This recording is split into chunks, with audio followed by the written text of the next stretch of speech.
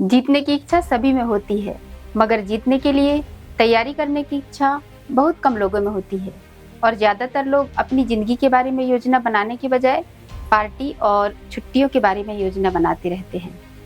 क्या कहते हैं? ऐसा ही है ना?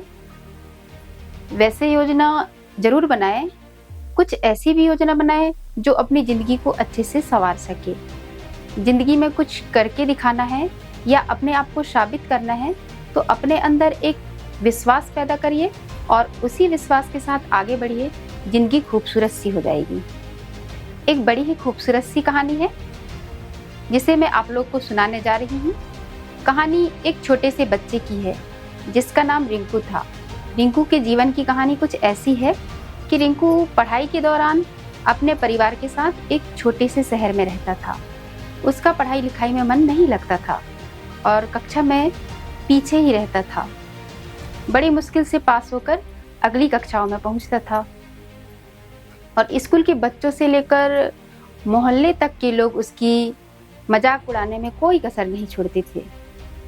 और रिंकू की पढ़ाई की जो कमजोरी थी उसको लेकर उसके माता पिता भी दुखी थे और अपनी पढ़ाई में पिछड़ने का दुख रिंकू को तो था ही, लेकिन कोशिश करने के बाद भी उसका मन पढ़ाई में नहीं लगता था।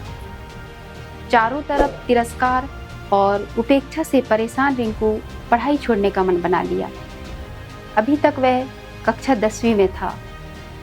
उसकी जो पढ़ाई की स्थिति थी उसमें बोर्ड परीक्षा को पास करने की उम्मीद लगभग ना के बराबर थी और अपने जीवन में परेशान रिंकू एक दिन स्कूल से घर लौट रहा था। तब रास्ते में एक जगह रामायण की कथा हो रही थी और कथावाचक ओजस्वी स्वर में लंका कांड की कथा सुना रहे थे।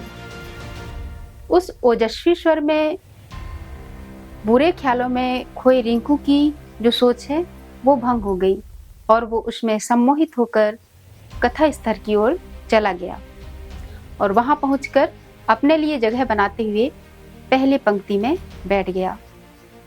रिंकू को देखकर जो कथावाचक थे वो मुस्कुराए और अपनी कथा जारी रखा। कथावाचक कहते हैं, समस्या बड़ी गंभीर है। समुद्र तट पर भगवान राम के सेना के सभी योद्धा लक्ष्मण, सुग्रीव, हनुमान, अंगद सभी गंभीर सोच में डूबे हुए हैं।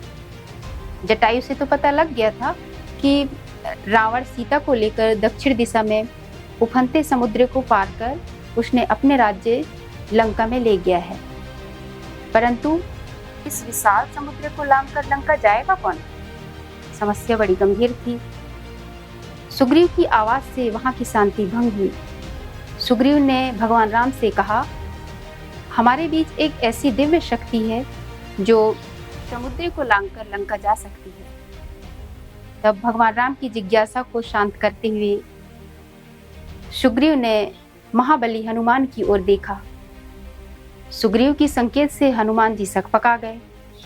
तब हनुमान जी की असमंजस को भांपते हुए सुग्रीव ने कहा, हे पवन पुत्र, संभवतः आपको अपनी शक्ति का ज्ञान नहीं है।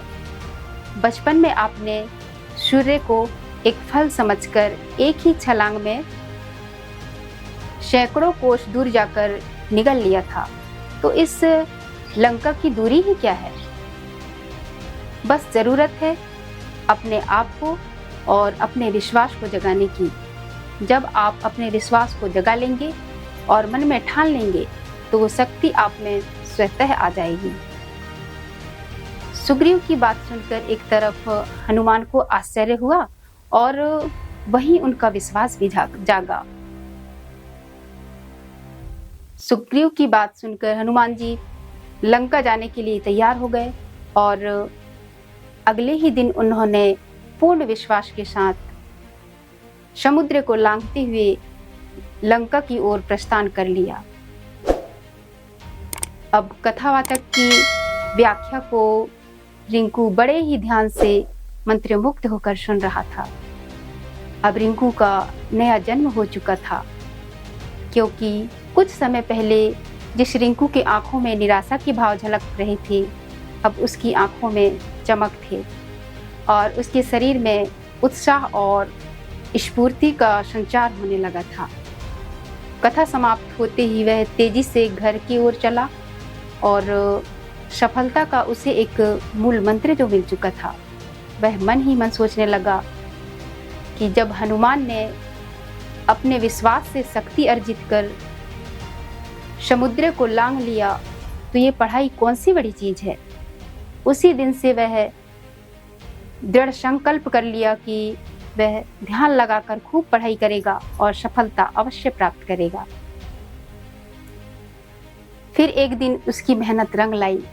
कक्षा में सबसे पीछे रहने वाला छात्र रिंकू 10वीं की बोर्ड परीक्षा में सबसे अव्वल आया। अगर विश्वास है मन में, अगर विश्वास है कुछ करने की, तो ऐसी कोई ताकत नहीं है जो हमें पीछे ले जाए। बस खुद में एक विश्वास अगर है तो आगे बढ़ें, सब कुछ अच्छा ही होगा।